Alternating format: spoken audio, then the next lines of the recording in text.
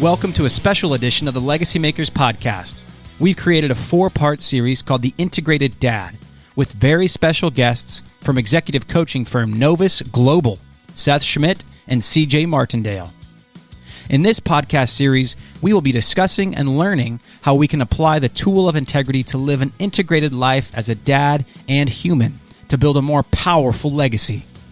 In this first episode, let's learn about what integrity is and what it looks like, and see if we can build a better, more resourceful definition than the definition we grew up with. Make sure to subscribe and rate this podcast to help us spread the word about the Legacymakers movement. Enjoy the show.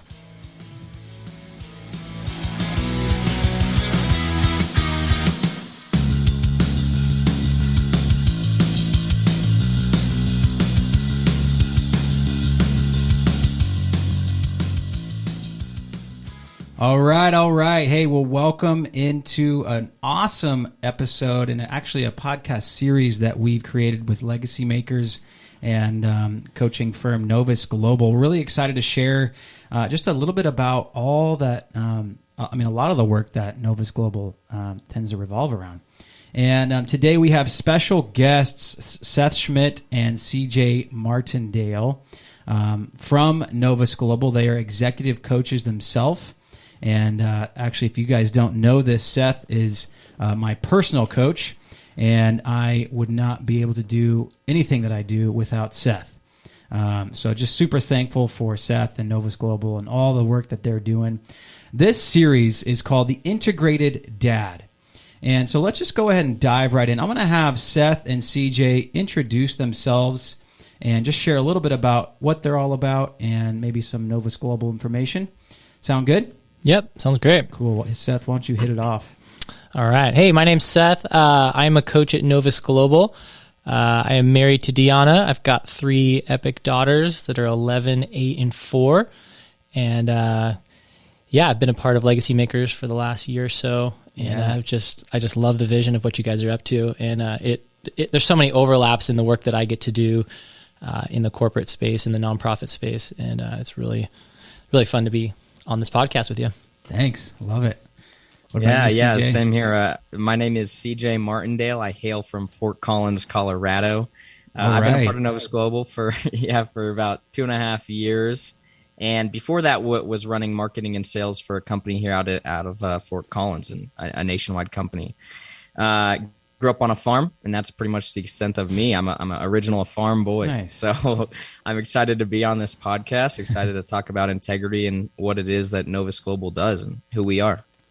Yeah, well, maybe just share a little bit about Novus Global, before we get going. That would be helpful, I think. Yeah. Novus Global, we get to have a conversation that not many people get to have, and it's kind of revolves around this idea of getting to explore what leaders and teams are capable of. And so oftentimes high-performing teams or high-performing leaders get to a certain ceiling and they sort of get stuck, and they're asking themselves hey, what is beyond high performance here? I'm already the best at this, or I'm already really good at this.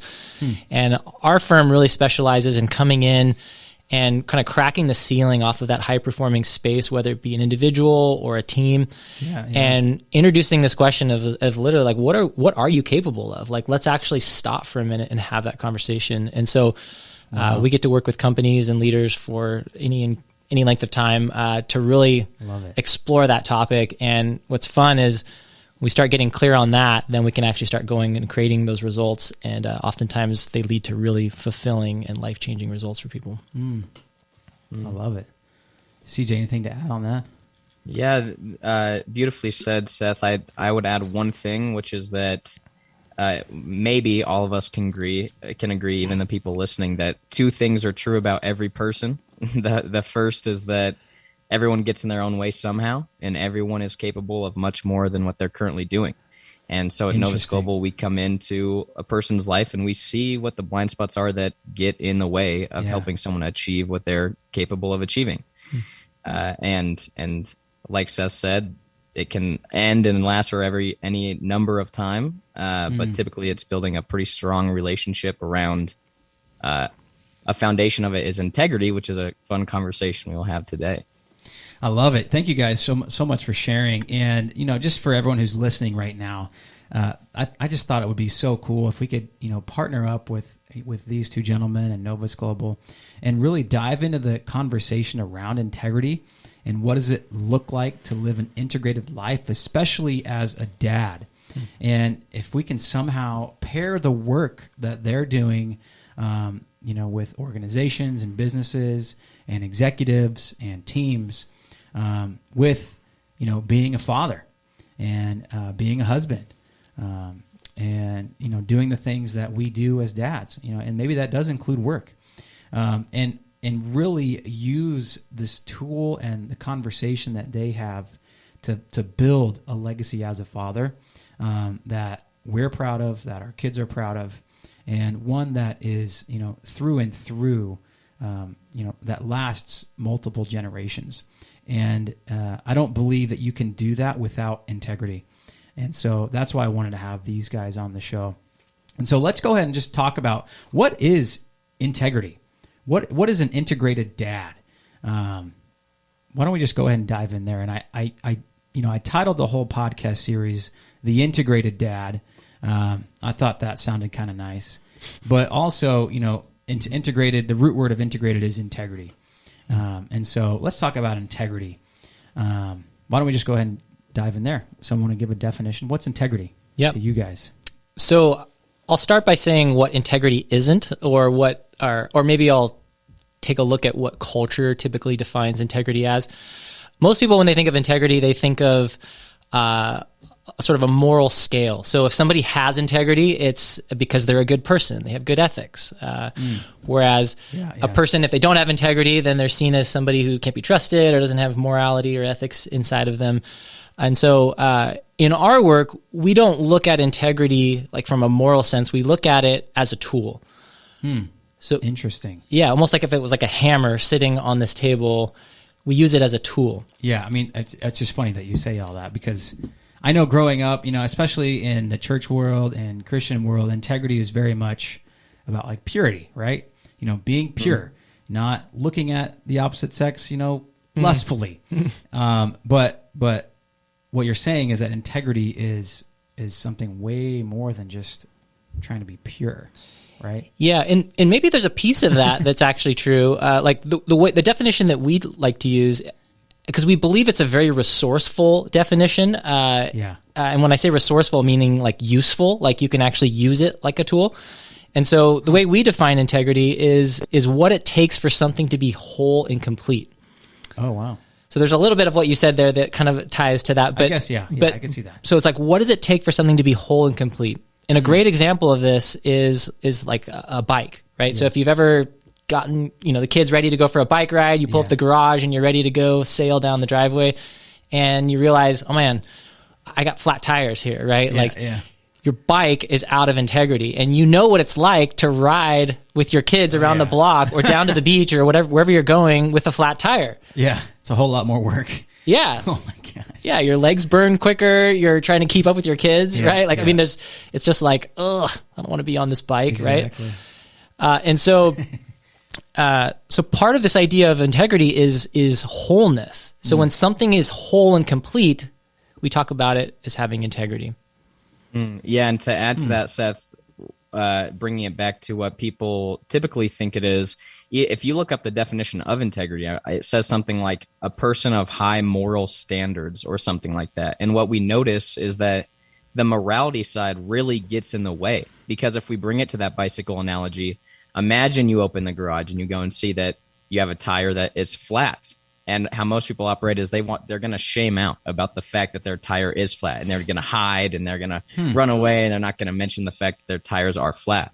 And so when we bring it to the analogy of being whole, complete, and perfect, that is what we want to do. Like, it doesn't matter that the tires are flat. Let's talk about the opportunity for performance. How do we fix it so we can still do the thing that we set out to do, like ride a bike to the beach or ride a bike to the park or wherever we're trying to go.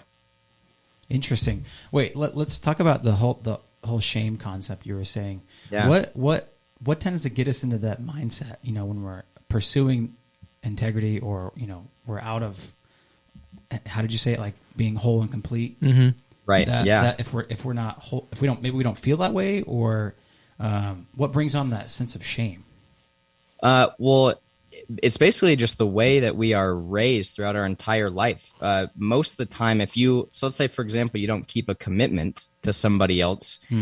Most of the times people would rather hide and shame out and feel bad. Okay. Rather than outing themselves. And we notice that really limits your opportunity for performance.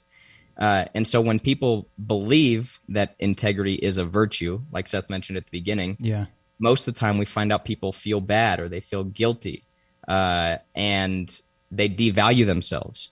And so that leads to them not outing themselves, if that makes sense. Outing yourself as in like telling yourself that telling on yourself, like hey, confessing almost. Hey, I said I was going to be here at 11 for the party, but I got here at 11:15. I just want to out myself and acknowledge that I didn't get here when I said I was going to get here. Like you could tell on yourself, or you could like shame out the whole party and like be in a corner I see. Guilty and wondering if anybody else knew that you were late. And so when we talk about this idea of integrity, because CJ's example was like how you might feel about yourself if your bike tire was flat, but if we flip it to like how you might feel about yourself if you have a broken commitment to somebody else or to yourself, so we could take this idea of like a person is whole and complete when their word is whole and complete. So we take it off the bike and bring it onto the person. And so if a person is not whole and complete, that's where that shame and that guilt and all that starts flooding in. Okay. And people start living their lives under these unnecessary burdens. Interesting. Because their word is not whole and complete in their life. Yeah. Okay. So that's what I was trying to understand, is that it sounds like, especially as it relates to other people, when we don't feel whole and complete, it's because the word that we gave didn't line up with what we did. Is that right? Yeah. Okay. Yeah. One of the things that I've learned about integrity is it's an incredible self-care tool. Like you can care for yourself by keeping your word. Yeah. Like an example of that would be, let's see, if I said I was going to wake up in the morning and go for a surf or go to the gym and I did it, like not only do I get the benefit of the physical activity, but I also get the benefit of being a person that takes care of his body. I believe myself that I'm a person that cares for my body, and I do it. And there's an alignment within me in what I stand for, what I value, what I care about. Yeah. And I launch into my day trusting myself, like living out my values and actually getting the benefit of doing whatever I said I was going to do, like go to the gym. Yeah, I see that. And so, okay, so here's the two things that I'm seeing, or how this could play out in my life or in anybody's life is, using the example of like maybe you call your wife's calling you, hey, when are you going to be home from work? I'll be home at 5:00, right on the dot. And, here we are at 5:45, you're strolling in, oh, crap, I forgot I told you I was going to be home at 5:00. And then shame can set in, and then you're saying that like integrity would be maybe confessing or tending to that part of what you said. Yeah. I can't remember exactly how you said it. But then the other example that I was going to use is like how you said going to the gym, like telling myself, okay, I'm going to go work out. I'm going to go to the gym. And I guess the way that I would see that for myself is in how it could be like a personal growth. I can't remember the word that you used. Just like self-care, like how self-care is intertwined in that, because, if I told myself I'm going to go to the gym and I don't, then I would feel like ashamed of my own lack of commitment. Whereas if I followed through, it would build my energy up. It would build myself up, and give me more, I guess I don't really know what it would give me, but maybe we can talk about that. Yeah, let's do that. Yeah. What do you think? So I'd love to hear from you. You like the fruits of integrity. Like, what comes up for you when you think of that? Yeah, I love having this conversation with clients. I think that integrity, the fruits are, it bears two. One is a higher quality of life. And the second one is power. Quality of life can be defined as like a few things, but for the sake of this conversation, we'll say like peace of mind. Mm-hmm. So, for example, Ben, the example you gave, like you stroll in 45 minutes late to dinner, you are going to have a lack of peace of mind. Yeah. Right? You're going to feel bad. You're going to have that shame that we just talked about. There's going to be anxiety. And your wife's going to have that lack of peace of mind. Yeah, for sure. Yeah. And so that's the lacking part. And on the flip side of the coin, which is what Seth was speaking to around having high integrity is the greatest form of self-care. You gain massive amounts of peace of mind when you are doing everything that you say you're doing. One, because you just feel whole, complete, and perfect. And secondly, because you're starting to realize like, wow, I can give my word to things and then make them happen because I have a relationship with my word, which is I say it and it happens. Right. And then that's when you start to touch into the power side, which is I can say things and make them happen without even knowing how. And I would say that's even part of our God-given design. Like there's big C and then there's like little c, and like we've been created in his image, and having that little c capability to actually act like God does and create things is done through our word, is done through this tool of integrity. Like, so when God said, let there be light, and there was light, that's a massively powerful statement, full of integrity. Wow. Right? Yeah. Like, totally. I said there would be light, and now there's light. And it happened. So you're saying that, like, with integrity, we, in a sense, like, can possess, like, that same, God-created power. Yeah, like we can tap into our full capacity as a creator. And wow. CJ mentioned it earlier, like this word performance. We can perform or create. Those are kind of interchangeable there. Okay. But you'll notice that your ability to perform or your ability to create will dramatically drop when integrity is off, or it's off of alignment. Yeah. Yeah. How so? How would that look like? Well, if we use the bicycle analogy again, when people, so let's say you have a bicycle that has like flat tires and it has some spokes that are out and it's not performing well. Most people are going to try and just bike harder, bike faster, stretch more, maybe drift behind somebody else, cut corners. When the easiest and most opportunistic thing to do would be hop off, fill up your tires, and have an immediate improvement in performance, if that makes sense. Yeah. And so what we do is we are typically just lacking integrity all the time, and we don't realize that the reason why we feel so, I don't know, out of whack, if we use that term, is people don't realize that's because you have a lot of commitments that you haven't been keeping. And so the simplest thing, right? Get off, fill up the tires, or honor your commitments, get back on the bike, and you have an immediate 100, 200, 300% improvement in performance. How could this idea of integrity, and especially using our word to create, apply to like life as a dad or as a husband? Because I will be honest. I can't even count the number of times on my hand how many times I've said something to my children or my wife and it didn't happen. I told them I would do something, didn't do it. So what is this like, and maybe this is for another conversation, but like, what does it look like when a dad is operating in integrity? Let's just start there. What does that look like? Yeah. I was thinking, my last name is Schmidt. And so there's a word that's like started in our home called Schmidt commit. And nice. It's like when my kids like truly mean what they say they're going to do, right? Like It's called Schmidt commit. It just kind of organically came alive that way. But I think you're touching on like one of the main tools of integrity, which is this idea of commitment. And so like commitment it can be seen in two ways. One is the things you say you were going to do, like actually doing the things you say you're going to do. And then secondly, you make commitments to grow. And so I think, and as coaches, we're really interested in the commitments that are designed to help people grow. And so when you think about being a dad, totally, and you start thinking about your vision for how you want to be a dad.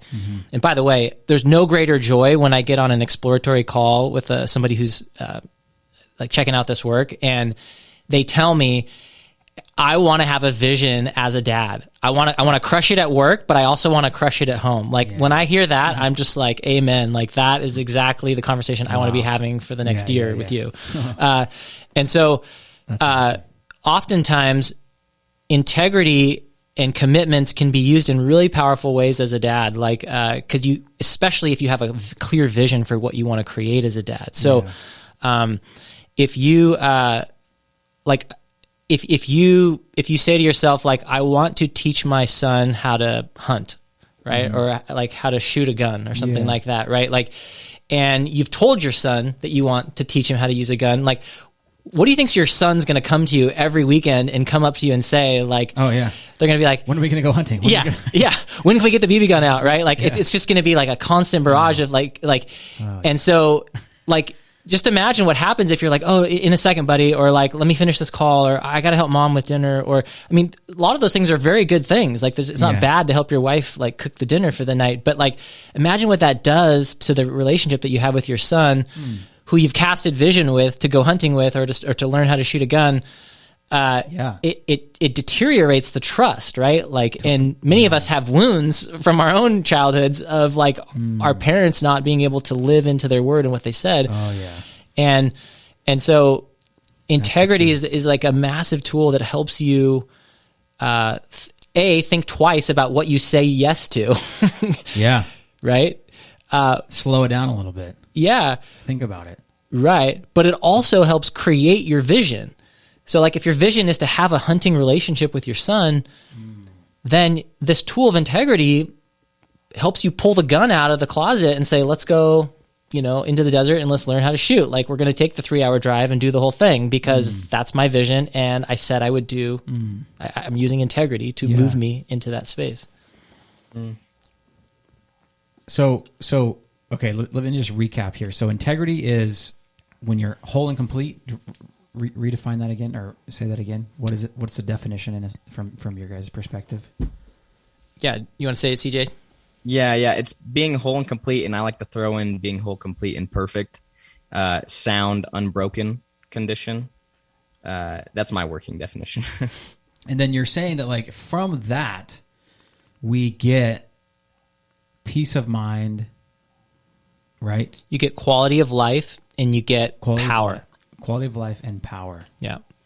And I liked how you said that at the end about, the conversation with your son about going hunting. Yeah. About... and quality of life because your vision begins to happen. Yeah. Okay. Like, because you're creating. Yeah, you're creating again. You're performing again. Your life is working. There's workability. So, like, imagine the bike example again. Like, your bike is actually functioning with fully inflated tires, and it works. And you're like, "This is a great ride, right? I'm really enjoying this ride. I'm going 2 to 3 times faster than I would with flat tires, right? And I'm actually enjoying this thing, right? Like, so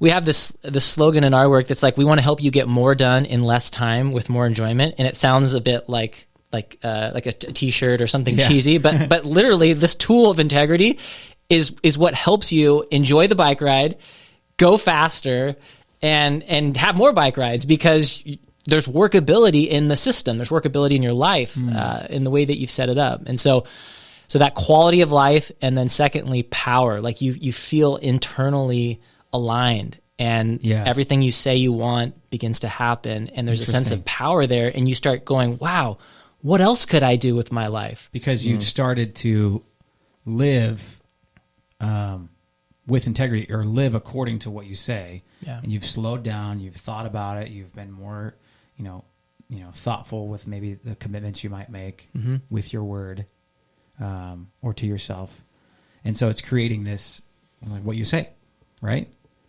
Exactly. So what? Just out of curiosity, just to kind of uncover some of the dark side of maybe the opposite of what integrity is. What happens when we're not in integrity? We're not living integrated. What's some of the fruit of that? Well, I'll go back to the example of like being home on time, and like time is is like a real fun, like low hanging fruit of like how are you relating to integrity in your life? Just look at, do you show up on, like how you relate to time. And so one of the fruits that I noticed when I would tell my wife I'll be home at 5 and I would come in at 5:20 or 5:35 or whatever, what I didn't realize is that she'd been counting down the minutes for me to get home. She'd been with the kids all day and just waiting for me to get in that door. And what was happening is there was these like death by 1,000 cuts of trust that were just being like cut. Oh, like wow. every day I was coming home late. And what it does is it eroded trust in our relationship. And so when I said, hey babe, like I want to go surf with the guys like this weekend, or whatever, like there was sort of this like, well, like you haven't been home all week, or like there's like this resistance, right, to wanting to actually be generous with time, like because I don't value time, obviously. So why would she value the time that I want to go have, like with right? So there's this breakdown, and so I think that's one of the big things that it does is it breaks down trust, and then when you don't have trust, everything just slows down. Oh yeah, man. Yeah. There's a book called The Speed of Trust. Yeah. I haven't read it, but I just know I need to read it. Yeah, you could just read the title and you got the concept. Yeah. But it was crazy, like when I started taking some of this seriously and just applying it to time, like I was like, I'll be home at 5, and I can remember like kind of speeding in my neighborhood, like at like 4:58, you know, and then jamming the car, like, and then running up the driveway to like get in the house and be like, did I make it? Is it 5? Right? Wow. Like everyone's like checking the phone, like, did we make it? And it was like, yeah, Dad, you made it. And there was a season where that kind of thing was happening to restore trust, and so we have a way different relationship with time, how we see each other's time, like how we value each other. And my wife actually, I think, feels loved by doing what I said I would do. Yeah. And that creates this expansiveness that helps her love other areas of my life and want to support me in ways that maybe she might not want to. Yeah, for sure. I love that. Anything you would add to that, CJ? Yeah, I think that's really good for relationship and almost like external. And then internal, the flip side is you don't have the power to be able to say things and make them happen. And then you also lack quality of life. So it's kind of like a double-edged sword, right? You start to commit and not follow through with what you've said. And then you start to feel like, okay, now it seems like I can't even get up and go to the gym anymore. I can't seem to not snooze my alarm. And you start to really feel this lack of power. Right, like what Seth was saying, how God said, let there be light, and there was light. Now I cannot say, let me not snooze my alarm, and then I just keep snoozing my alarm. I feel like a lack of power. And then similarly, which goes with that hand in hand, is the quality of life. You start to feel bad. You start to have shame, have guilt, have anxiety.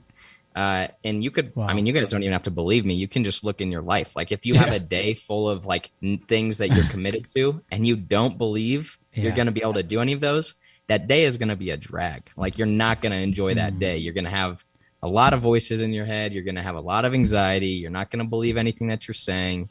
And people don't realize how much of an impact that really has on your life. And I would say to anyone listening, the thing that is up for discovery is discovering peace of mind like you never have before. And I am also asserting you haven't discovered what an incredible amount of peace of mind is like until you like have established a new relationship with your word and with integrity. Interesting. Wow. Well, I'm excited to dive into that in the next episode. I love that.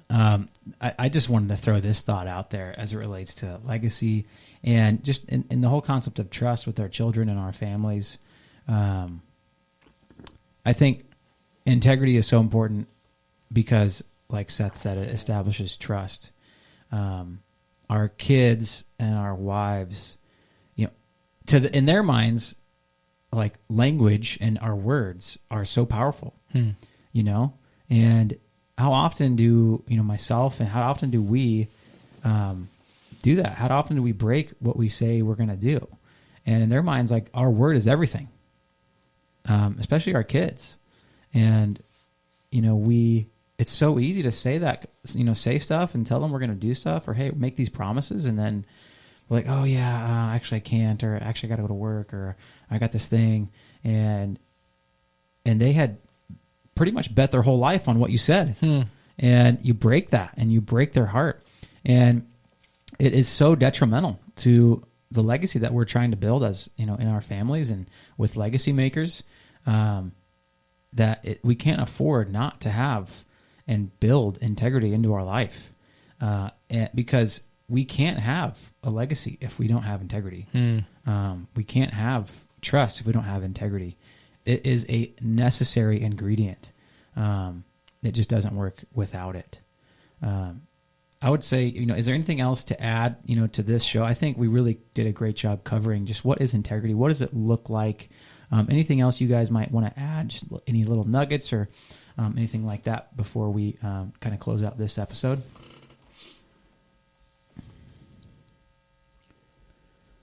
I don't think so. I'm really excited with like how the foundation was laid for what integrity is. I think there's going to be some great nuggets coming in of like how you actually practically live out. Yeah, exactly. This practice in the next episode. So excited to get there. CJ, do you have any nuggets from your, I can't even say the words, ontology or phenomenological stuff? Yeah, ontological. Now, we'll cover this more in depth next episode, but something that you just said is really important around language. And one little like piece of advice I would say is not that you have to take this as truth, but if you take the stand that who you are is your word, then anytime you give your word, you're going to be much more like, committed or much more invested in what you're actually giving your word to. One thing I told Seth yesterday, and I'll end on this. It was my first time saying it, by the way, so I don't know how well I like it yet. But it was like, if you imagine that who you are is your word, and every time I committed to somebody, and I took my finger off or a part of my body and gave it to someone and said like, I'll get this back once I have honored this commitment. Wow. You would be much more likely to follow through with that, right? Yeah. Wow. So it's just so interesting that you brought up language, because it's a huge piece of what our work is stemmed in, or what it's stemmed from, I guess. I love that. It reminds me of, in the Bible where God says that my word will not return void. And you read that, I've been reading through the Bible in a year. And when I came to that point where God had said that, and then I had looked back over all the different passages I've just read, and it was true. His word had never, ever, ever, ever returned void. And every word that he gave came to fruition 100% without failure. And I think that, like, as we've been kind of saying, our word can have the same exact power. We can have the same exact power with our word. And so it's so important. And the whole idea of, I love that. Who we are is our word. Our is our word who we are. There's so much in the Bible. I love this concept because there's so much in the Bible about our word and the power of our words. God even said in the beginning was the Word, and the Word was with God, and the Word was God. This is so cool how we can be like God with our words, and all the power behind it. Yeah, and just a kind of a nerdy tip about language. Like language is how we know how the world occurs to each other. So without you speaking, I have no idea how the world occurs to you, right? And so what's so powerful is like when we've been given God's word, we're given his word as a way of understanding how the world occurs to him. Wow. Right? And like the more we're in his word, we get to understand, oh wow, this is how the kingdom of God occurs to God, you know? And we can obviously feed on that and learn from that, and then adjust our worldview based on how it occurs to him. And so, from a coaching perspective, we're trained to listen to language because it reveals how the world occurs to somebody, and then how the world occurs to them will then determine how they go and act. So there's like a whole nother podcast about like how language influences how we show up in the world, what we create, what we believe. And so, there's a lot there. Oh yeah. I love it. Well, this has been an awesome conversation. I'm so excited for the next episode where we're going to take all of this information and knowledge that we've kind of learned in this episode and look at how we can actually start to apply it and build integrity into our life because it's so important. So thank you guys so much for listening, and we will see you on the next episode.